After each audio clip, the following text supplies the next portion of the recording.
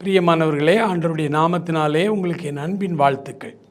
காலைதோறும் அவருடைய கிருபைகள் புதிதாக இருக்கிறபடியினாலே அவருடைய புதிய கிருபைகளுக்காக நாம் காத்திருப்போம். ஆண்டவருடைய வேத வசனம் சொல்லுகிறது, மத்தேயு 7ஆம் அதிகாரத்திலே இறுதி வசனங்களிலே நாம் வாசிக்கும் பொழுது, தன் வீட்டை கன்மலையின் மேல் கட்டின புத்தியுள்ள மனிதர்களாய் நீங்களும் நானும் இருக்க வேண்டும் என்று அவர் விரும்புகிறார்.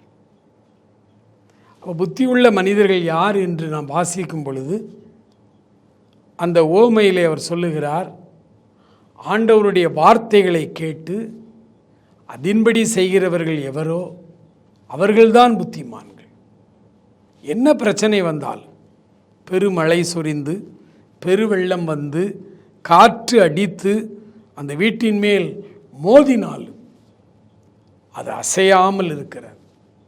அதே போல் நம்முடைய கிறிஸ்தவ வாழ்வு எந்த பிரச்சனைக்கும் அசையாமல் ஆரம்பத்தில் கொண்டிருக்கிற நம்முடைய விசுவாசத்திலே நான் உறுதியாய் நிலைத்திருக்கும் பொழுது, ஆண்டவருடைய வேதம் நம்மையும் புத்திசாலிகள், புத்திமான்கள் என்று ஆண்டவர் நம்மை அழைக்கிறார்.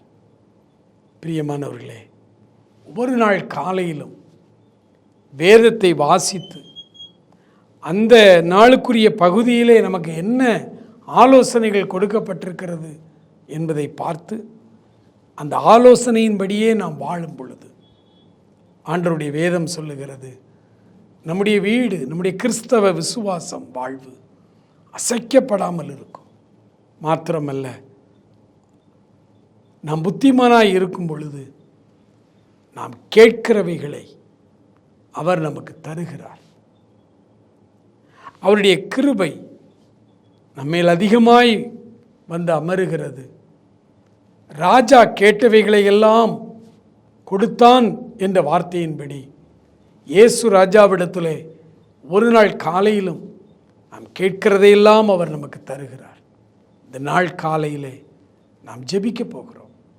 நமக்கு என்ன தேவை, இன்றைய தேவை என்ன என்பதை மனதிலே வைத்து என்னோடு கூட சேர்ந்து அவரிடத்திலே சொல்லுவோமா?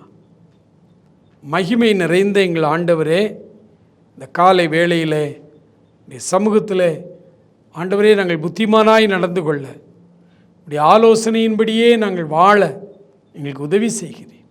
இந்த நாளுக்கான தேவைகளை சொல்லுகிறோம். இந்த நாளுக்கான அனைத்து காரியங்களையும் எங்களுக்கு தந்து எங்களை ஆசீர்வதி. இயேசுவின் நாமத்தில் ஜெபிக்கிறோம் பிதாவே, ஆமேன்.